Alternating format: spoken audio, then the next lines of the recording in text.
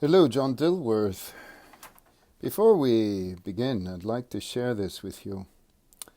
This is, I guess, this is a bit of fan art from our friend Joseph. There's Jane and Jim, and this little kid, Julius Jaws. And I love that they're wearing matching sweaters. How sweet. And it's really well done. They have a nice line and a lot of time and effort went into this. Thank you, Joseph. I have other house cleaning to do as well, but we'll do that another time. Right now, I'm cleaning up the animation, the rough animation of this scene here, which is 49B. And I'm getting this ready for Leo, and he's going to come and finish this thing. And I have an assistant, but for some reason, I can't stop doing it. I love this. I love drawing. And this is how I do it. This is how I clean up my roughs. Right on it. Right on the drawing. Right on the rough drawing. It's a bit of a challenge. I think. But it's really quite clear to me, and then it will be clear to any assistant. If you could, the problem is we have the lighting, and I wanted to talk about this idea of releasing a DVD of Goose and High Heels so that we could see it. I understand there's some problem with Vimeo. It's all sorts of, you gotta join, it's not easy just to drop your couple of bucks and see the film. It's a whole big commitment, and I know that's a drag. So what I was thinking is releasing a DVD of the film in really high quality, but include a director's commentary, a sort of skeleton key of my ideas and what I tried to achieve, and it's damn worth it. This film means a lot to me. It really broke my heart that it was underappreciated, let's say. Or probably its length was a big turnoff, 22 minutes, I don't know. You tell me. So my question to you is, are we still doing DVDs? Is that something that's still collectible? Should we do something else? Let me know, because I really want to get this film out there and I want you to see it so we can have a debate. We just need to debate the ideas of the film. I'm telling you, I went bananas making this thing. For those of you who remember, I got this residency in Uruguay, and I went down there and I taught a little bit, of course. That was the best thing. Animation Campus, which is a wonderful animation school in Montevideo. And I just lived there for 4 months making this film, or a small portion of it. And it's got real ideas. It's about real things. So, are we doing DVDs, or are we doing streaming, or what is it that... Because I can write things, I can personalize a DVD. And also I want to create a new DVD of my works with greater resolution, the whole works. I think 2020 deserves a little kick up, a little pay attention. I have to pay attention to my work now. So what can I tell you about the thing we can't talk about? We delivered it. And now we wait. We wait to learn what happens. And as many of you know who have been following me, anything could happen. Look at Prudence. I had to ultimately release those animatic pilots. See, this is it. I gave a little teeth, but I finished the damn thing. I don't know what Leo's going to do, except he's going to do this stuff in here. See? Jim is wearing these VR glasses, and we have this effect going across the lens, and there's an interior edge to it, so he can do that. And a big deal. It's a big deal. I tell you why. Because details matter. Details matter. It's also a great test to gauge an artist's eye and their ability to spot the micro business of animation, which is all these tiny little details. So I just go thin, and that's it. So that's 22. And where are we? So we're here. 22, right? And let me see, that's B3, that's out, so there's nothing more here, so that can get X'd. So now we just have all this to do, this little bit, which is, let me just show you so you can follow along. So this is that. But you see how in animation things just go bananas. This is so beautiful. And it comes from this. It just gets up like that. And then he's going to toss him. So, and then we'll be out of the scene. Now I've done all this rough animation, so let me show you what this could look like. But who knows really? Alright, here it is. There's only 3 drawings. And this will be a good one for Leo rather. This is Jim here. So look at the force. He just flies. I just have him fly through there and he throws it. And I think that'll work. Absolutely. And I'll probably have this settle in. This is an in-between here. I don't think that needs anything. Because if it does, it slows it down and loses its energy. I think it's all in the back here. There may even be another drawing. I love this. Let's get to it. Let's just get to it. I'm really surprised I had... Yeah, maybe... Yeah, I just... See, for me, the drawing just... It helps... Here's his... It helps feel the energy of movement. The drawing helps. It's not just the artist. The drawing is also talking to us. I really believe that. You have to listen to the drawing. I mean, you do it long enough, you know. And you know what I'm talking about. You draw, some days you're thinking, this is working. Why? Why is it working today? And then other days this is not working. Because your drawings are talking to you. And the distortion. I love distortion. Look at his stomach. It reminds me of Life in Transition, how much fun I had drawing that. That was a lot of fun. So this is what it's all about, cleaning up our drawings. Getting ready to pass them on. The other good news is that I will meet with Anthony, and he will, I think we're coming very close to having a nice pencil test. We're getting there, and I love these little shadows I put on. Are they here? Yeah, there's one here and one there. Do we need it anywhere else? You want to put one here? Just to give it some depth.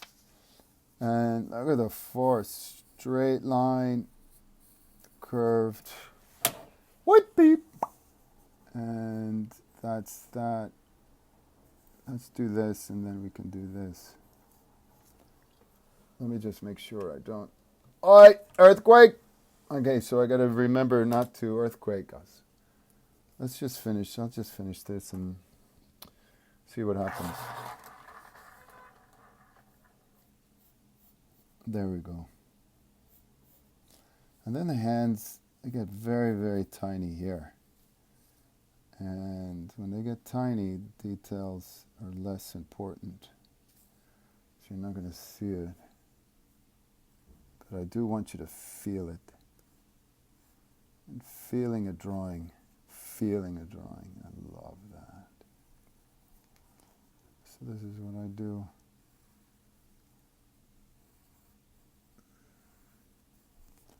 I really want to be able to complete this movie this year.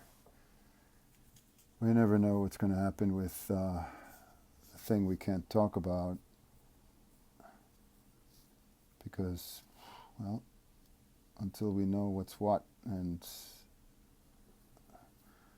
I don't want to worry that I won't have the time. Of course, it would be a good thing, and I'd be happy, but I want to finish this. Going down, it's like going down, it's like, what was that movie, that Coppola movie? He's going down the river looking for this madman. I forget. Apocalypse Now. This film is like my Apocalypse Now. I know it's going to be something when we finish. First of all, the music is going to be awesome. The music. And I know because I had a little taste of it. And I was telling the musician, the composer, Michael, and I just want to finish the film so I can hear the music. Okay, 8:23, and this is 49B. Right, so again, he's going to finish, and what he's got to do really is the lenses and the highlights. We'll talk about that when we meet with him. And I give a little shadow here, a little shadow there. Okay, let's see what happens next. Then this big thing, this big... See, the thing is, let's just analyze this a little bit, because I don't want you to think I'm going bananas. There's really an in-between, well, maybe I should clean it up before I give you one example. If we just really slow that down, I think it would better to ease out of a big pose like this. And of course, this gives, okay, of course I say that. I don't know why. It's not of course. I love when I'm able to manipulate hands, make them look awesome with their knobs, joints, and exaggeration. Love hands. I think I like hands because I don't draw them well, and I figure out a way to just put everybody on. Like, I fake it, but well. Like, I guess, and then these sleeves have to go out. And this is following the unicorn scene, which I will get back to when I'm done with this, which I'm very close to finishing. This, I just have a couple of drawings, and it's a matter of timing. So here's his hair. I really hope we could all see this, because that would be such a disaster of all this good stuff. And so we're just being animators together, waiting for me to finish cleaning this up. And move on to the next scene. Progress, little by little, right? Little by little we get it done. But we have to work on it.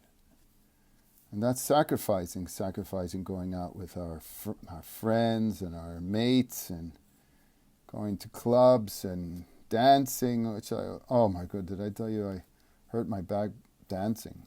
3-4 hour burn. This great, great DJ. He does these 60s and 70s retro soul parties. Oh, I love it. I just go bananas. And I forget that I'm not 26 anymore, because my body tells me that. And I don't care. I'll take the pain, because, when I'm dead, I won't have to worry about it. So I'll play, see what happens. Right? That's why animation's so beautiful as well, because this is no pain, only joy. Right? Our drawing, creating something that never existed before, ever. And we did that. We do it. Art, all art, any creation. I mean, really good stuff. Active expression. I get crazy. So this is it. And Vicky Vo, wow, Vicky Vo, I can't wait to work with her again, see where her backgrounds are. So many things are going on. We talked about the music going on, we talked about the color, assisting, and it's all, I got a little crazy here. That line is way too wide. But I have my powerful wand.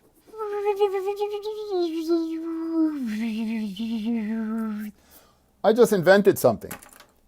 A high technology eraser that makes beautiful sounds when you erase.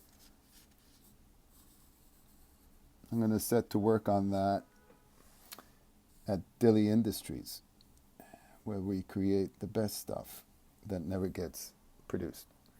Okay, we're almost, it's an obscene anatomy. Obscene. It doesn't make any sense. There's no sense at all about this.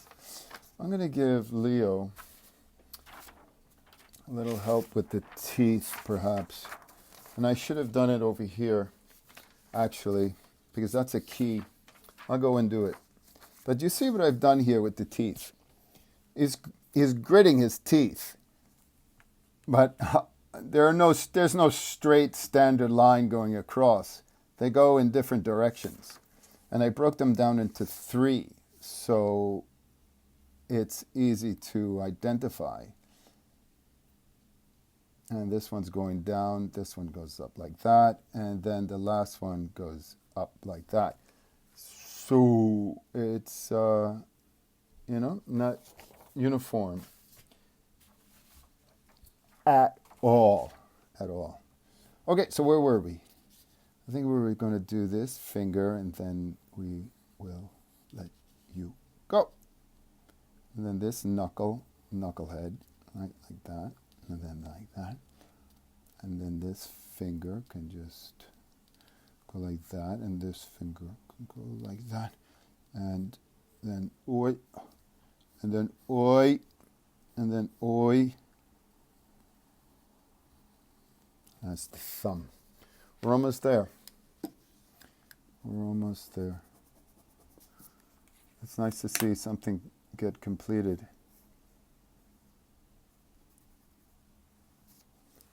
Okay, so maybe I'll just give that a little line. We're going to start inking again, get Nina involved. I hope she's still hanging in. And, my arm. Okay, so let me do this. I'll just do this part for Leo as a guide. It's always good when you're animating to give your assistants some help. Let them stay on track. All right? And then we had that Zorro, like a thunderbolt, which is easy to reproduce as a color effect. Interesting shapes, right? That are fairly easy to reproduce. So there's a greater chance of continuity occurring accidentally, if not deliberately. Okay, so, bing bong, look at that. I am pleased. I'm very pleased. Wait! 4! And that's just the way it is. So that was 23, so let's call this 24. Until next time, stay animated.